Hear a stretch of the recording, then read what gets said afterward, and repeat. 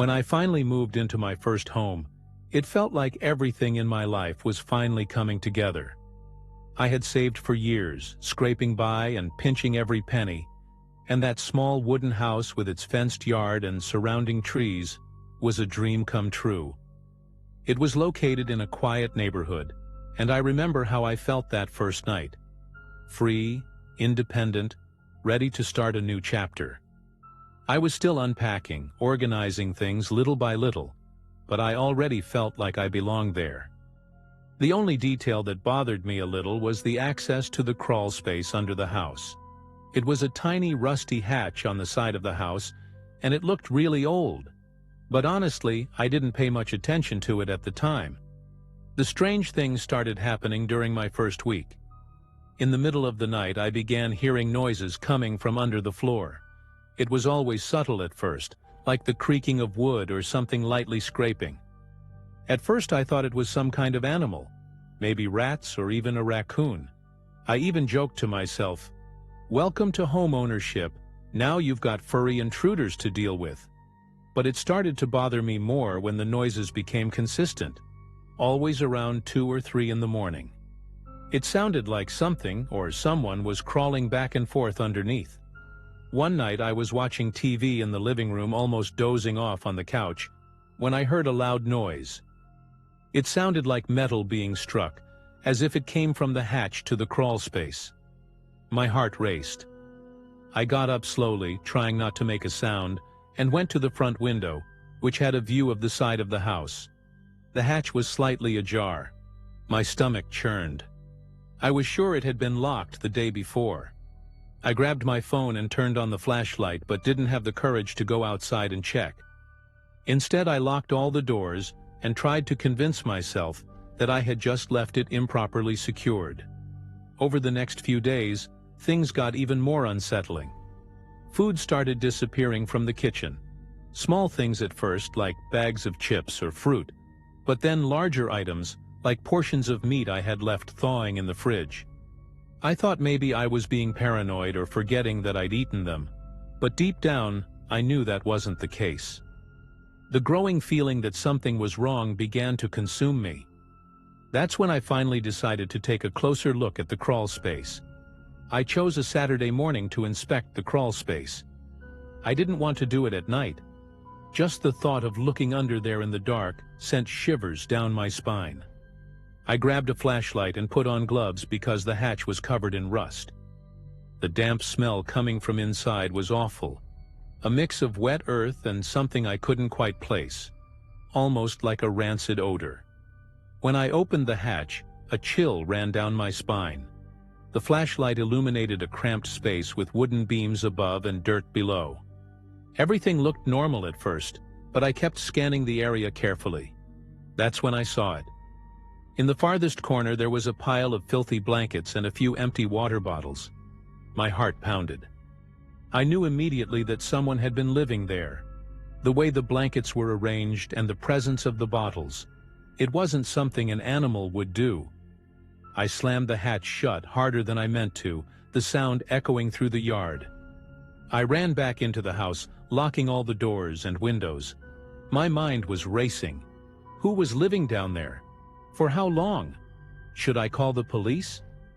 The problem was, I had no proof that the person was still there. And worse, I was terrified that confronting the situation might provoke them into becoming violent. That night I couldn't sleep. Every little noise in the house felt amplified, and I found myself holding my breath at every creak or groan. That's when I noticed something even more disturbing. Some of the floor vents, the ones covering the air ducts, were slightly misaligned.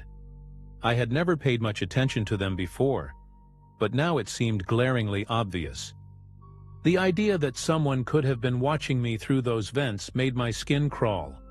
I grabbed duct tape and started sealing each vent, blocking any chance of anyone seeing what I was doing inside. Even then, the unease didn't go away.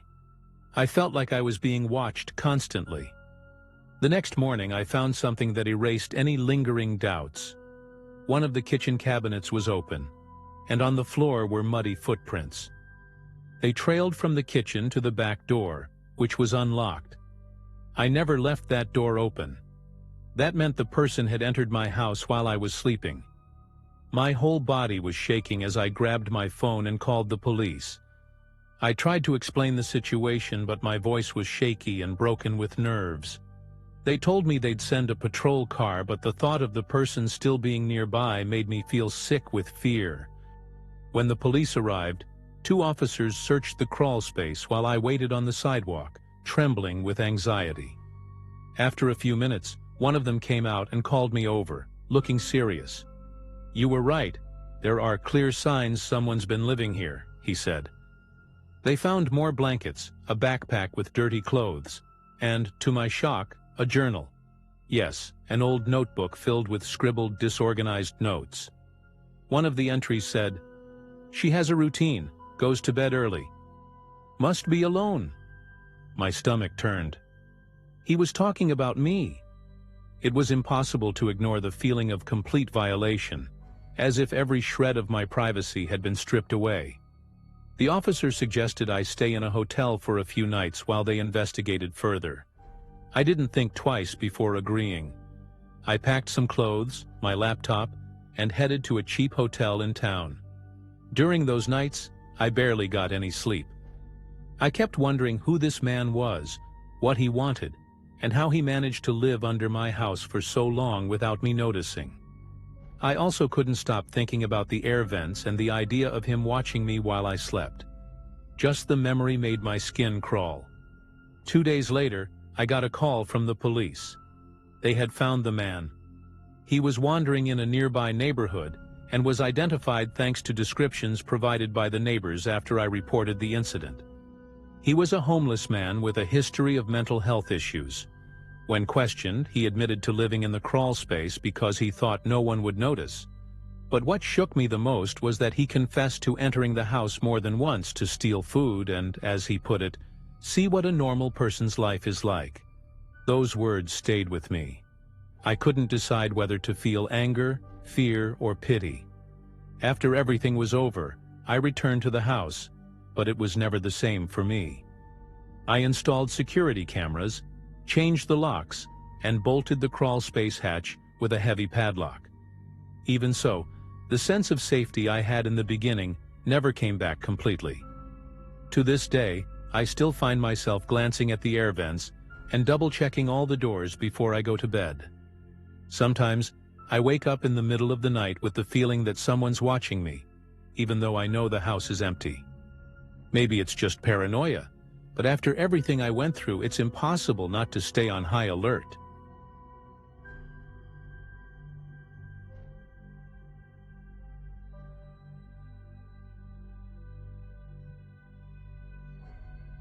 I've never been one to believe in strange or supernatural things.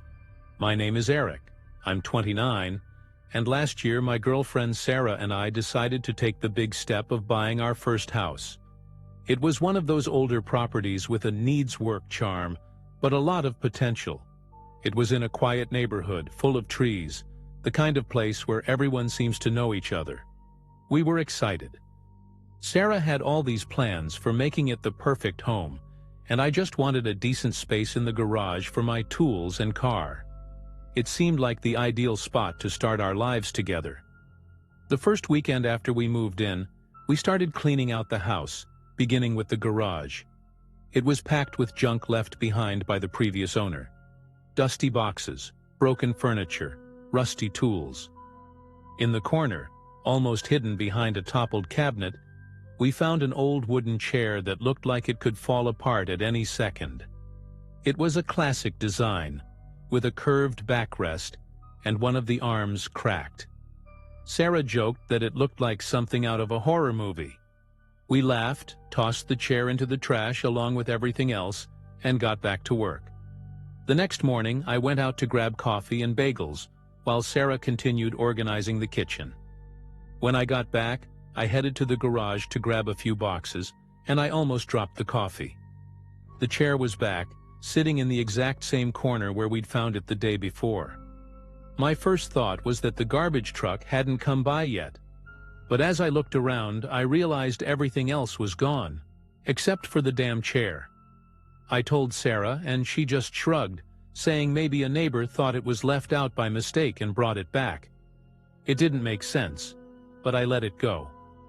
That night, though, I started feeling uneasy. When we went back to the garage to sort more things, I noticed something that hadn't been there before. Scratches on the floor, as if something heavy had been dragged. The marks started in the middle of the garage, right where the chair had been, and led toward the basement door. The atmosphere shifted instantly.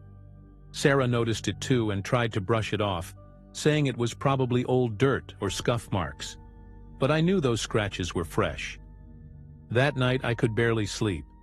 Every time I closed my eyes, I kept picturing those marks on the floor.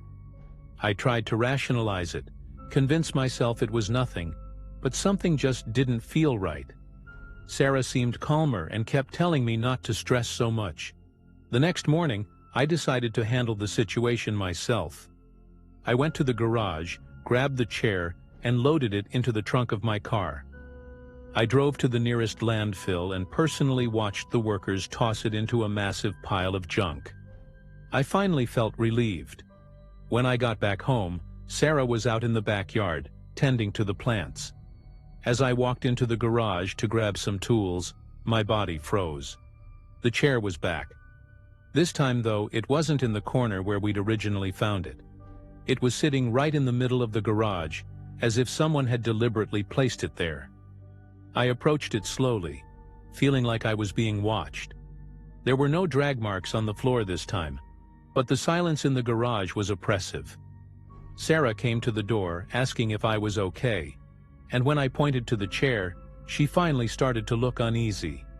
"This is getting weird, Eric," she said, staring at the chair as if it might move on its own. I tried calling the real estate agent to ask if there was anything we should know about the previous owners, but no one answered. We spent the rest of the day avoiding the garage, pretending nothing was wrong. That night, we locked all the doors and windows and went to bed. Around 3 a.m., I woke up to a sound coming from downstairs. It was a dry, repetitive noise, like something being dragged across the floor. I felt a chill run down my spine and looked over to see Sarah awake too, her eyes wide with fear. Grabbing my phone, I crept downstairs with the flashlight shaking in my hand. The sound was coming from the direction of the basement door. As I reached the garage entrance, the noise suddenly stopped. The chair was in the middle of the garage again, but now its backrest was turned toward the basement door, as if something wanted me to look there. The scratches were back too, only this time they didn't lead to the basement. They trailed from the garage into the hallway leading to the living room. My breathing was heavy and I barely noticed when Sarah appeared behind me, clutching my arm tightly. Sarah whispered that we needed to leave the house. I agreed without hesitation, but as we tried to figure out what to do next, we heard a creaking noise coming from the living room.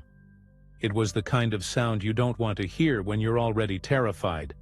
Wood groaning, like something heavy was shifting. We froze for a few seconds before gathering the courage to check it out. The living room was dark, except for the faint glow of streetlights filtering through the curtains. When we shone the flashlight, we saw what was causing the sound. The chair. It was sitting in the middle of the living room facing the couch. That damn chair seemed to be moving on its own. Sarah started crying softly and I felt completely helpless.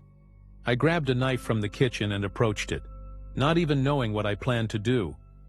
Each step felt heavier, like the air itself was weighing me down.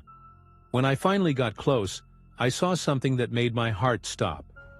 On the seat of the chair was a yellowed piece of paper, with a message scribbled in shaky handwriting. "Leave me alone." My hands were trembling so much that I dropped the paper.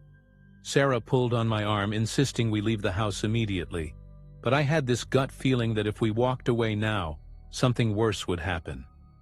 I decided it was time to end this once and for all. I dragged the chair outside, ignoring Sarah's protests. I doused it in gasoline, fully intending to burn it right there in the yard. Sarah stood at the top of the steps, looking horrified as I struck a match. When the flame touched the wood, something bizarre happened. The fire started strong, but instead of consuming the chair, it seemed to slide off the surface, like the wood couldn't burn. A foul stench filled the air, something like a mix of rotting meat and rusty metal. Sarah screamed, and I stumbled back, accidentally spilling the gas can. Then, just as suddenly as it started, the fire went out on its own, leaving the chair completely untouched.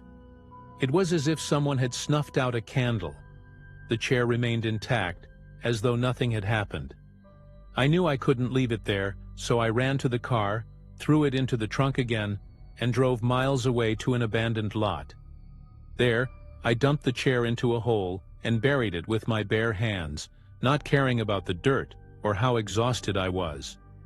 When I got back home, I was drained, but for the first time in days, Sarah and I managed to sleep. The next morning, the garage was empty.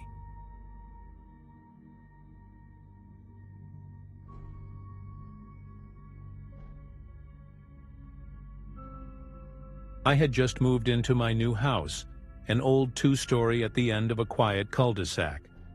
It wasn't my first choice, but the price was too good to pass up. The house needed some repairs, and the biggest issue was a leak in the basement. I couldn't ignore it. Water was pooling on the floor, spreading more every hour. Barely settled in, I decided to hire someone to fix it. A neighbor recommended a local handyman named Jack. He showed up the same day with a worn-out toolbox and a tired but polite smile. Jack looked like your typical repair guy, probably in his late 50s or early 60s, with the demeanor of someone who had been doing this kind of work forever.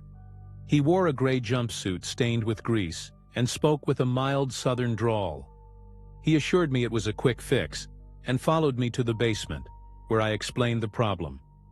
Soon, the sound of clinking tools and Jack's muttered comments filled the air while I went back upstairs. I figured I'd unpack some boxes and start organizing the living room while he worked.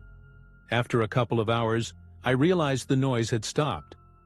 At first, I didn't think much of it. I assumed Jack was wrapping up and might have left without saying anything. But when I went downstairs to check, something felt off. His tools were scattered across the floor, alongside a flashlight that was still on, but Jack was nowhere to be found. I called his name, first softly, then louder. No response. I glanced around, confused. The leak seemed to be fixed, but his sudden disappearance was unsettling. I thought maybe he'd stepped out to grab something from his truck and forgotten to turn off the flashlight. I went to the front door to check, but his truck was gone. That struck me as odd because I would have heard the engine start. It was that quiet on my street. I headed back down to the basement, feeling uneasy about the strange silence that seemed heavier now. The air was cooler and something felt out of place. I picked up the flashlight and started looking around more carefully. That's when I noticed something that sent a chill down my spine. Wet footprints leading toward the darkest corner of the basement. I followed the footprints with the flashlight, trying to convince myself they were just Jack's as he worked. But something about them wasn't right. They weren't evenly spaced, as if someone had walked back and forth. Instead, they looked irregular, almost hesitant. The trail ended at a corner where an old metal shelf stood against the wall. It looked like it hadn't been moved in years, covered in dust and cobwebs. My stomach tightened, but I walked over to it anyway. I tried to move the shelf, and it creaked loudly, resisting my efforts. That's when I noticed something strange about the floor beneath it. The concrete looked different, like a newer patch compared to the rest of the basement. The flashlight revealed small cracks running through it, unlike the surrounding area. I froze for a moment, trying to decide if it was just my imagination. Then I heard a faint sound. It was muffled, like a whisper, or maybe a low groan from far away. My breath caught as I stood there, gripping the flashlight tightly, waiting for the sound to stop. I decided to head upstairs to grab my phone, thinking it might be a good idea to call Jack, or maybe even the police. But as I took the first step up, something behind me crashed to the floor. I swung the flashlight around, illuminating the basement, and saw a wrench lying in the middle of the floor. I was sure it hadn't been there earlier, and worse, it looked damp, as though it had just been used. My heart raced. I shouted Jack's name again, but my voice echoed weakly in the cold, empty space. Part of me knew I needed to leave, but another part couldn't just walk away without understanding what was happening. I went back to the shelf, my hands trembling. This time, I pushed harder, managing to move it enough to reveal a small wooden door embedded in the wall. It was low, like a crawlspace entrance, with rusty hinges. I stared at it, unsure of what to do. The muffled sound I'd heard earlier now seemed louder and closer, as if it were coming from inside that door. I gathered my courage and knelt in front of the door, trying to make sense of why it was there. It didn't fit with the layout of the basement. It felt out of place, almost hidden on purpose. When I touched the wood, it was damp and cold, like it had been in contact with the ground. The hinges screeched as I pushed the door open, revealing a dark hole that led into a narrow tunnel. The air that came out was stifling, carrying the smell of dirt and something metallic, like rust. The flashlight barely illuminated past the entrance, but it was enough to see that the tunnel was lined with old, moss-covered bricks. Further down, I heard the sound again, clearer this time. It was a voice, low and raspy, murmuring incomprehensible words. My entire body shook, but a mix of fear and curiosity drove me to step inside, flashlight pointing forward. The tunnel walls were damp, and the space felt like it was closing in on me with each step, making it harder to breathe. After a few meters, the tunnel opened into a small chamber. In the middle there was something that looked like an old stained mattress surrounded by rusty tools and pieces of wood. My flashlight flickered, but I could clearly see a single boot lying next to the mattress. It was Jack's. My heart pounded as my mind raced to make sense of it. Had he come down here on his own? Or had something brought him here? Before I could move, I heard a sound behind me. It wasn't a distant whisper anymore. It was footsteps, slow and deliberate. I whipped the flashlight around, pointing it toward the tunnel, but saw nothing. The footsteps continued, growing louder, closer. My instincts screamed at me to run, but my legs felt like they were rooted in place. The flashlight started to flicker again, and that's when I saw it. A shadow darted just beyond the edge of the light, tall, thin, with jerky, unnatural movements. Whatever it wasn't human.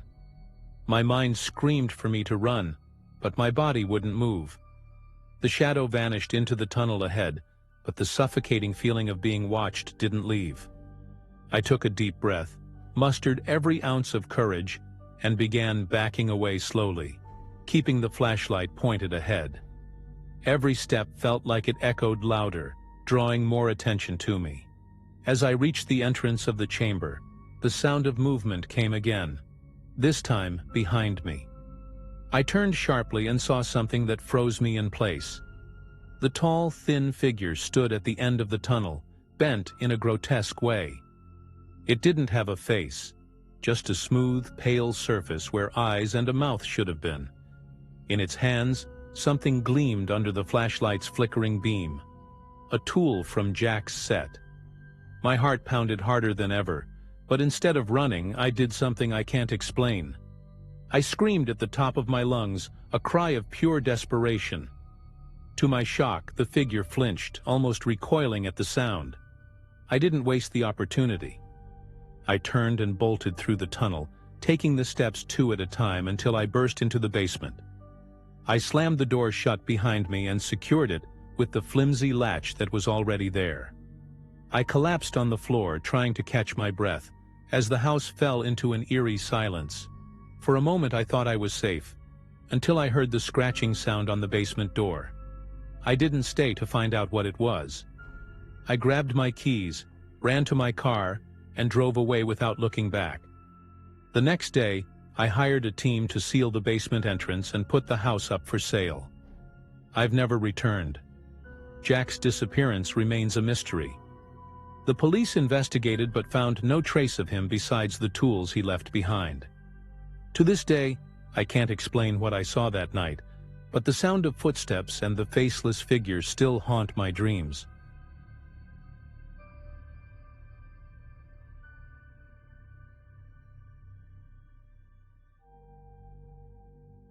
When I bought the house, I thought I was finally taking the first step toward getting my life back on track. It was 1997, I was 32 years old, and starting over after a messy divorce. The house was exactly what I was looking for. Spacious, old, full of character, and at a suspiciously low price I couldn't resist. At first, everything seemed perfect. I spent the first month fixing some things, cleaning others, and getting used to the creaks and groans every old house makes. That sense of home hadn't quite set in yet, but I was confident it would with time. It was during the third week of living there that I discovered the hidden room.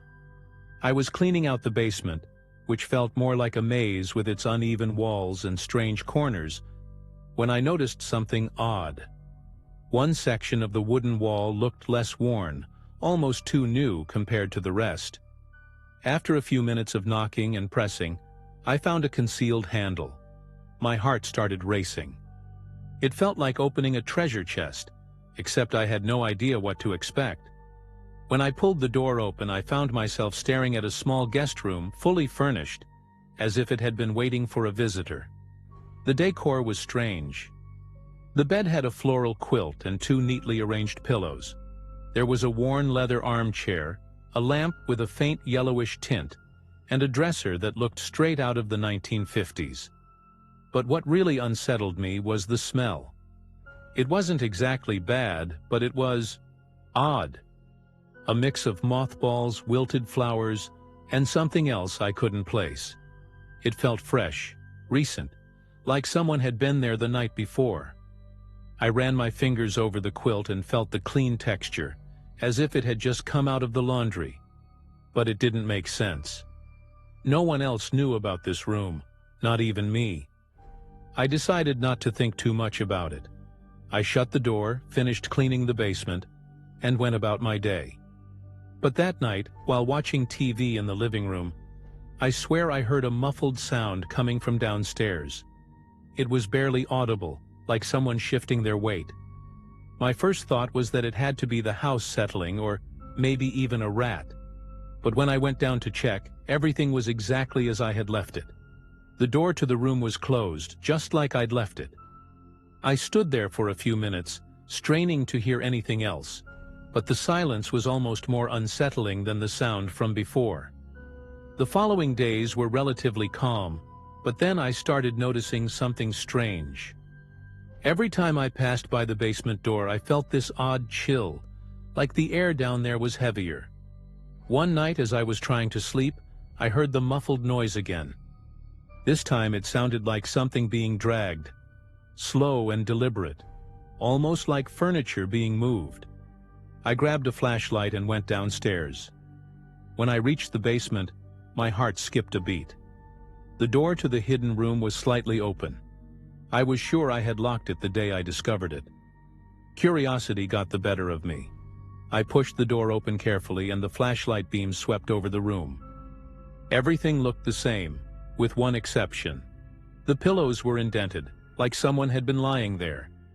The strange smell was even stronger now. I stood frozen, trying to process what I was seeing, while this unsettling feeling crept over me. The sense that I was being watched. I closed the door again, this time with more force, and went back upstairs. I spent the rest of the night wide awake, trying to convince myself that it was all in my head. But things only got worse. Every night I heard noises coming from the basement. They weren't constant, but they always started around 2 a.m.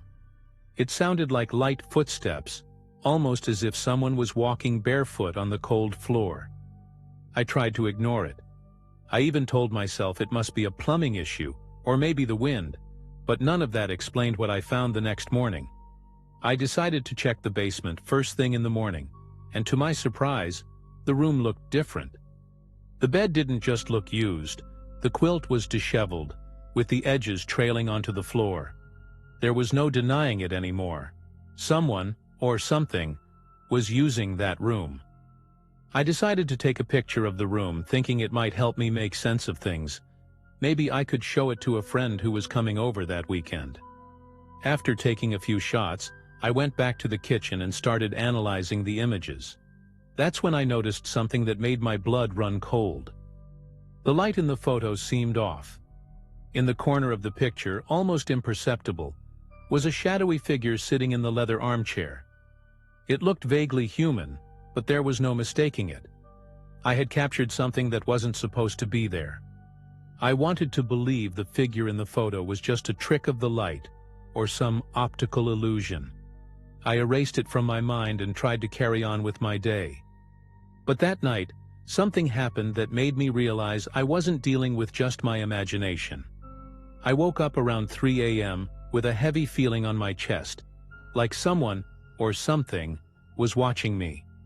When I opened my eyes, I saw a figure standing at the foot of my bed. It was short, maybe the size of a child, but its proportions were all wrong.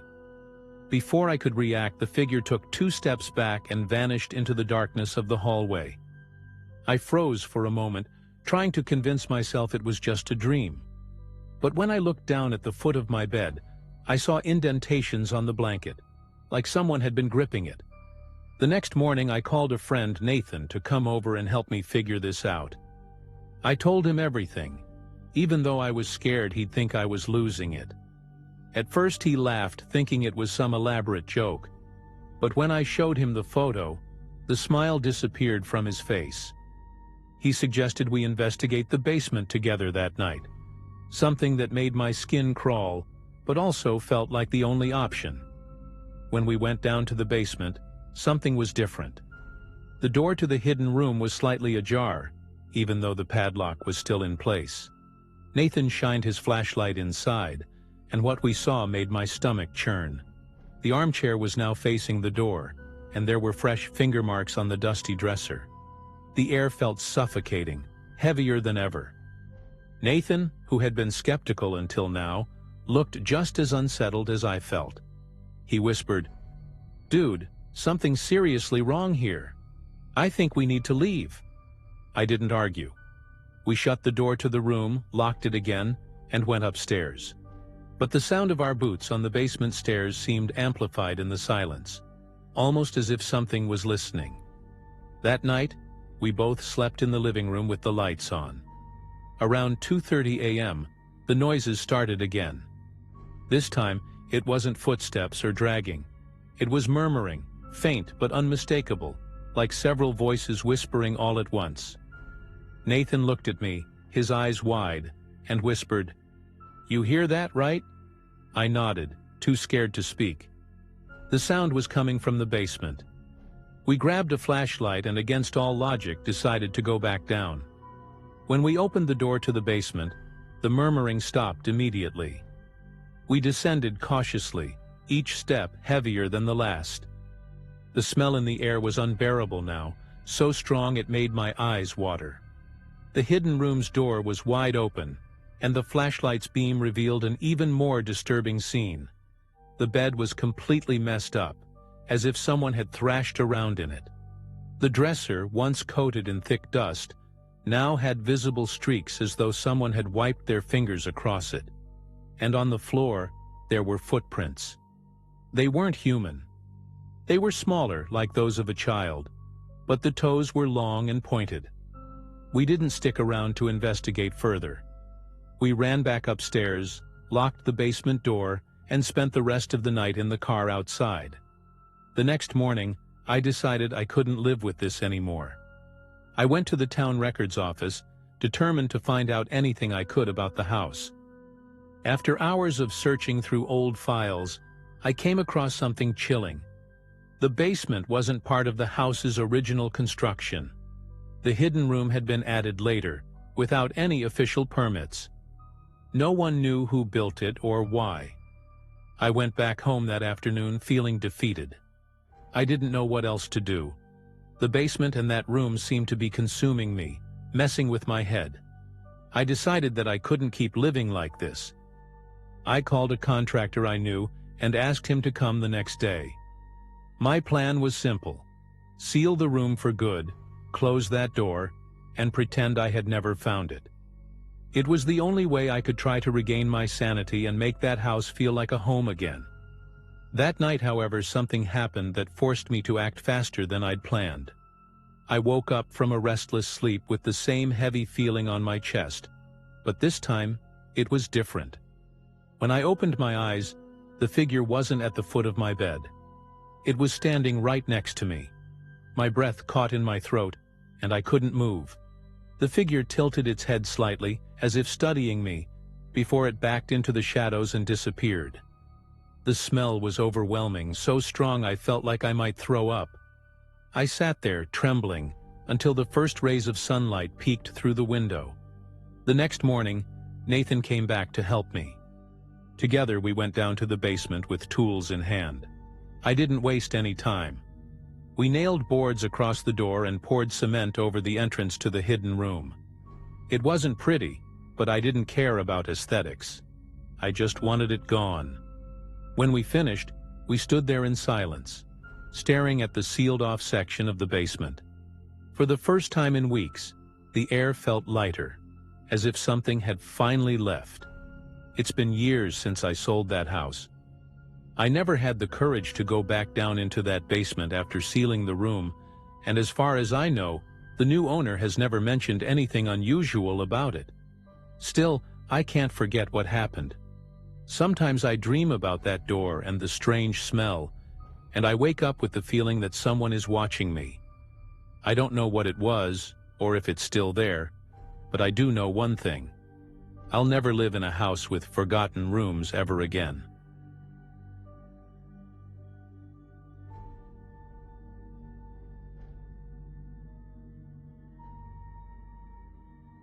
I moved into that apartment a little over 2 months ago. At the time, I had just ended a long-term relationship and was trying to start over. At 25, freshly graduated and working as an administrative assistant, my priority was saving money. When I found that place listed as small but functional, it seemed perfect. The building was old, with a gray facade and windows stained by time, but the location was central, and the rent fit my tight budget. The apartment was on the 3rd floor and consisted of a living room combined with a kitchenette, a tiny bathroom, and a bedroom with a window facing the back of the building. It was simple, but to me, it represented freedom. The first week went smoothly. I spent my days unpacking boxes and trying to decorate the space with second-hand furniture I'd bought online. I even liked how quiet the building was. It seemed almost deserted, with narrow hallways and dim lighting. My neighbors were practically invisible. I only saw an older woman from the floor above once in the elevator, and a young man who always wore headphones. Most nights, I'd put on a show to watch on my laptop while having dinner, then head straight to bed. My routine was peaceful until the calls started. It began on a Tuesday around 11 p.m. I was finishing up the dishes when the phone rang. It felt odd since I rarely received calls outside of work, but I picked up without much thought. On the other end was a man's voice, low and raspy, saying my name. "Katie?"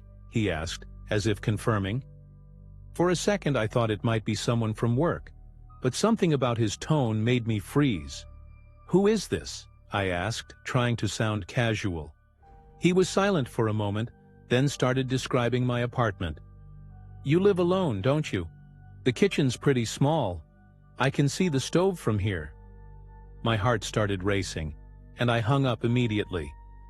That night I slept with all the lights on and a chair wedged against the door. I convinced myself it was just a prank call. Maybe someone dialing at random who decided to scare me.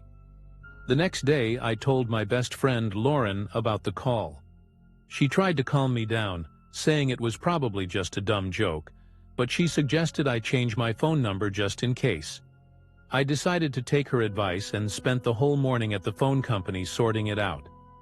By the time I got home, I felt a strange sense of relief, as if I had solved the problem before it could get worse. But the relief didn't last long. A few days went by without any incidents, and I started to believe it had really just been a random prank. My routine went back to normal, and I even began sleeping more peacefully. However, something kept nagging at me. Every time I came home, I had this strange feeling that someone had been inside my apartment. Sometimes the curtains were slightly open, even though I was certain I had left them closed. Other times, small objects like my coffee mug or notebook seemed out of place. I tried to rationalize it, telling myself it was just paranoia, that I was probably forgetting details because of the stress. That Friday around midnight, my new phone rang. I had just gotten into bed and almost ignored the call, thinking it might be spam. But when I saw the number, my stomach dropped.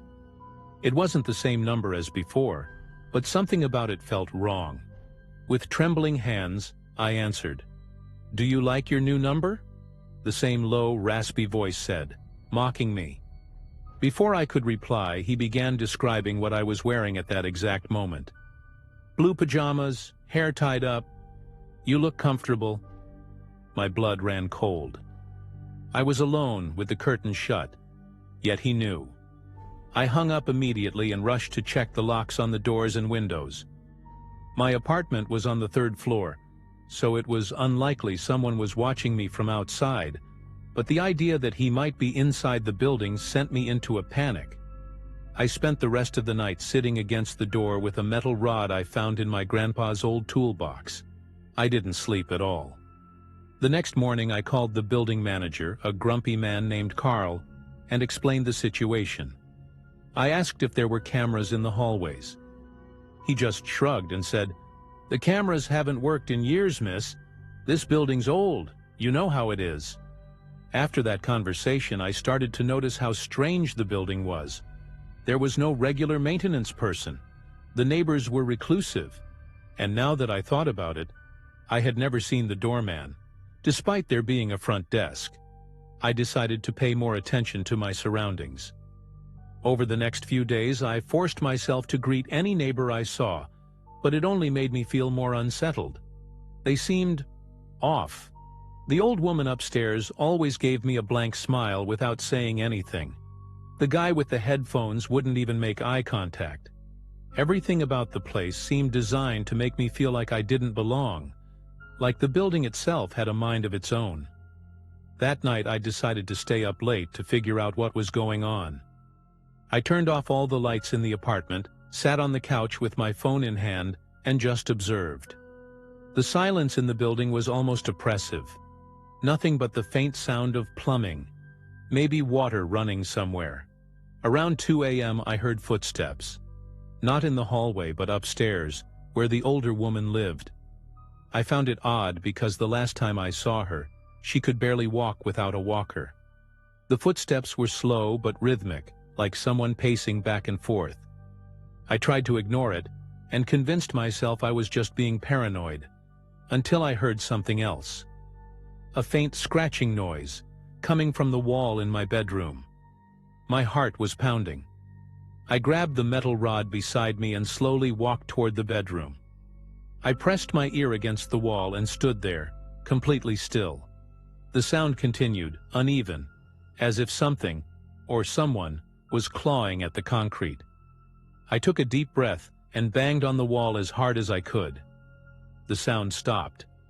I felt a mix of relief and fear, but before I could leave the room, my phone buzzed. It was a text from an unknown number.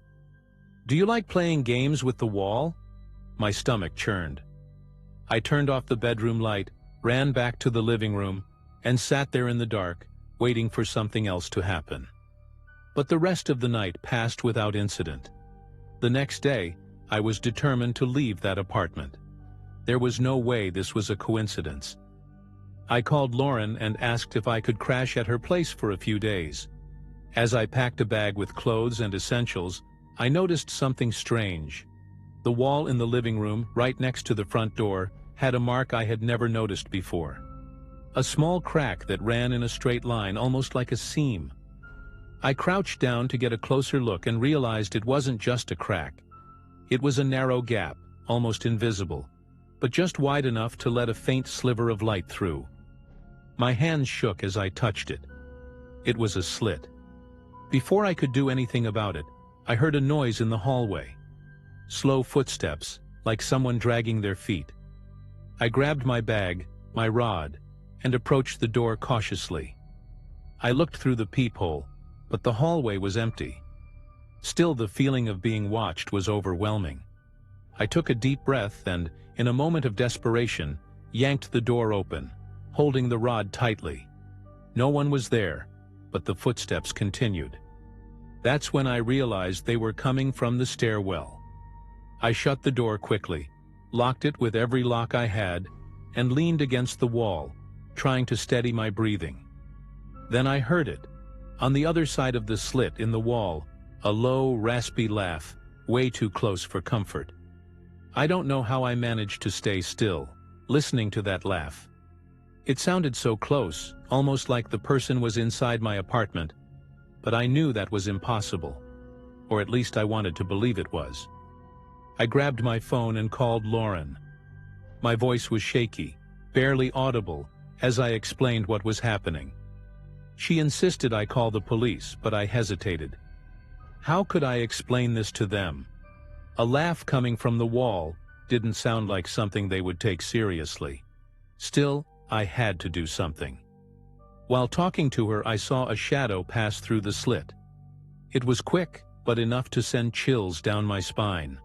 I ended the call with Lauren and forced myself to act. If someone really was in there, I needed to get out before it was too late. With my bag ready, I called a cab and started grabbing the essentials.